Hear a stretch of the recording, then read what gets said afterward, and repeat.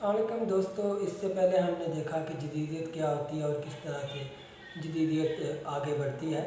آج ہم دیکھیں گے ہندوستان اور پاکستان میں جدیدیت کا آغاز کیسے ہوا۔ جدیدیت کا آغاز پاکستان اور انڈیا میں کرامت علی جون پوری کے ذریعے ہوا۔ اس کے قبل جلال الدین اکبر کے ذریعے دین الہی کی بھی کوشش کی گئی تھی، جس میں ابو الفضل و فیضی کے اہم کردار تھے۔ بعد ازاں دار شکوہ بھی اس جدیدیت کا نمائندہ تھا۔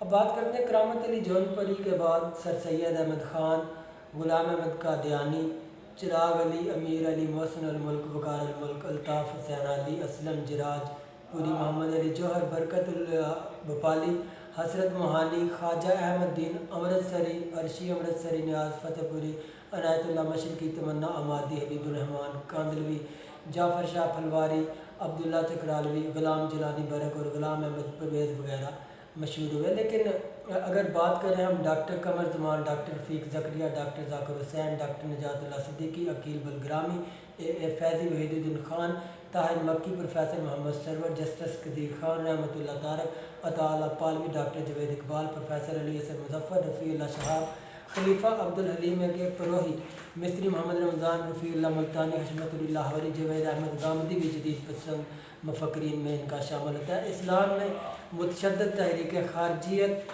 ہی کی مختلف اقسام ہیں، جن میں انقلاب کا تصور، خونی جدوجہد اور خودکش دھماکوں کو جائز سمجھا جاتا ہے۔ اسلام میں نہ خونی انقلاب کا تصور ہے، نہ بنیاد پرستی جیسے کوئی چیز ہے۔ ماڈرنزم اور بنیاد پرستی اور دہشت گردی کا عنصر ان میں مشترک ہے۔ اسی طرح وحدت الادیان، بہائیت، قادیانیت، نیچریت، انکار حدیث اور روشن خیالی، دہریت وغیرہ اباجیت کی تحریکیں بھی جدیدیت ہی کی مختلف شکلیں ہیں۔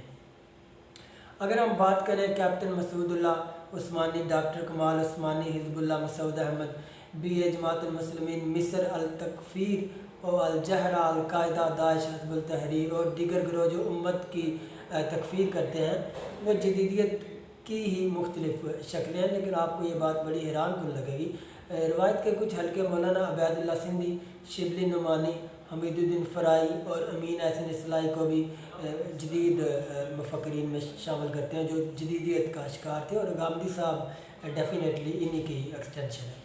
بعض روایت پسند علماء کے نزدیک مولانا ابو عبدالکلام آزاد کے کچھ خیالات بھی جدیدیت پر مبنی تھے، مثلاً یہ کہ فتویٰ کے عطا ترقی اصلاحات جن کے تحت میراث اور گواہی میں مرد و عورت کی حیثیت برابر ہے، کچھ شریعت چھوڑے بغیر جاری کیا جا سکتا تھا۔ اسی طرح انہوں نے ایک اور انٹرویو میں عورت کے سربراہ مملکت بننے کو جائز قرار دیا تھا۔ مولانا مودودی نے اس وقت ان پر شدید تنقید کی تھی، لیکن بعد ازاں جب مولانا مودودی نے محترمہ فاطمہ جناح کی سیاسی حمایت کی تو ان پر بھی تنقید ہوئی۔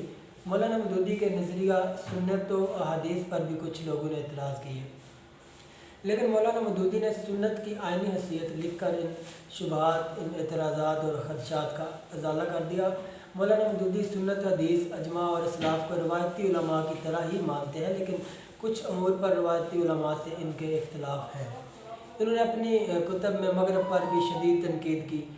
کچھ لوگوں کا خیال ہے کہ جو آج کے زمانے کے ہمارے بڑے ہی قابل احترام مفتی تقی عثمانی یا ڈاکٹر زبیر اشرف عثمانی اور عمران اشرف عثمانی صاحب ہیں، ان لوگوں کا جو ہے وہ اسی جدیدیت سے جزوی طور پر متاثر ہیں، یا انہوں نے مغربی فلسفے اور نظام سرمایہ داری کو پوری طرح سمجھے بغیر علم معاشیات اور بینکنگ سسٹم کو اسلامائز کرنے کی کوشش کی ہے۔ اسی طرح بریلوی عالم ڈاکٹر طاہر القادری بھی تجارتی سود کو جائز قرار دیتے ہیں۔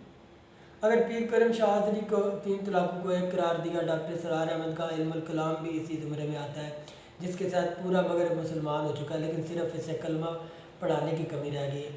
یہ سب خیالات جدیدیت سے متاثر ہونے یا اسے پوری طرح نہ سمجھنے کا نتیجہ ہے۔ اب ہم بات کرتے ہیں حسن عسکری صاحب نے، انہوں نے کیا کیا۔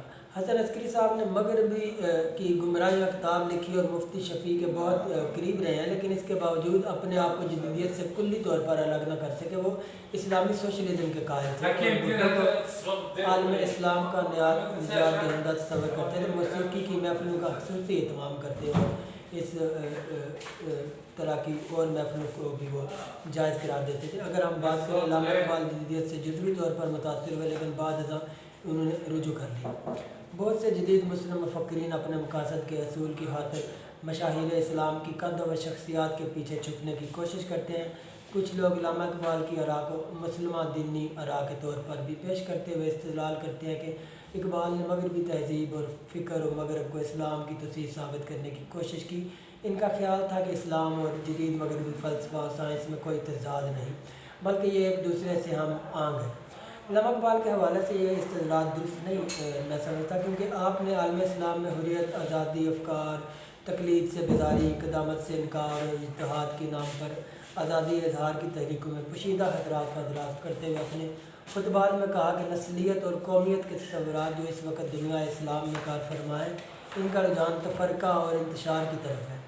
اس کے علاوہ یہ بھی خطرہ ہے کہ ہمارے مذہبی اور سیاسی رہنما حریت اور آزادی کے جوش میں اصطلاح کے جائز حد سے زیادہ تجاوز کر جاتے ہیں۔ تو آج کی ویڈیو میں انشاءاللہ اتنا ہی، باقی آپ کو جدیدیت پسندی کے بارے میں آپ کو ضرور آگے شکریہ۔